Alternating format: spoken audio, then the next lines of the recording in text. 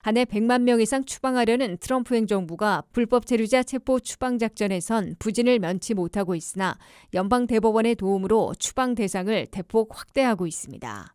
연방대법원은 지난 주말 CHNV라는 인도적 패롤, 즉 쿠바와 하이티, 니카라가, 베네수엘라 등 4개국 출신들에 대한 일시 체류 허가 프로그램을 종료할 수 있다는 허용 판결을 받았습니다.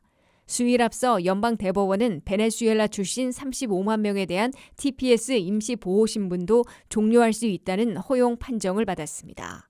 CHNV 프로그램으로 미국에 일시 합법 체류해온 피난민들 53만 명이 새로운 추방 대상으로 확대되는 것입니다. 53만 명 중에 하이티 출신들이 21만 명으로 가장 많고 베네수엘라 출신 12만 명, 쿠바 출신 11만 명, 니카라가 출신 9만 명으로 나타났습니다.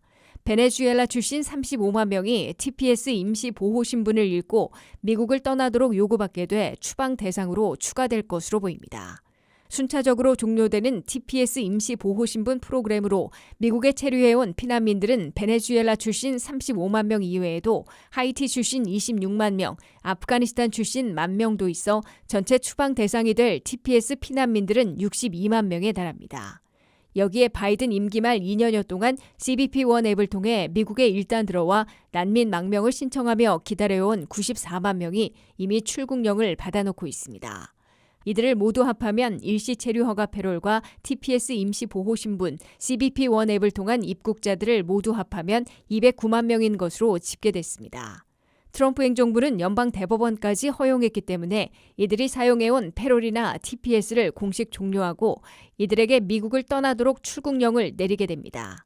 자진 출국하지 않을 경우 대대적인 불법 이민 단속 작전에서 체포해 신속 추방하게 될 것으로 경고하고 있습니다.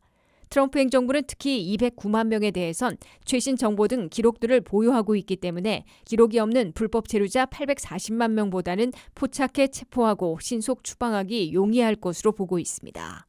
트럼프 행정부는 바이든 임기 말에 들어온 피난민들은 2년이 안 된 외국인들로 추방 재판 없이 신속 추방시키려 할 것으로 예고되고 있습니다.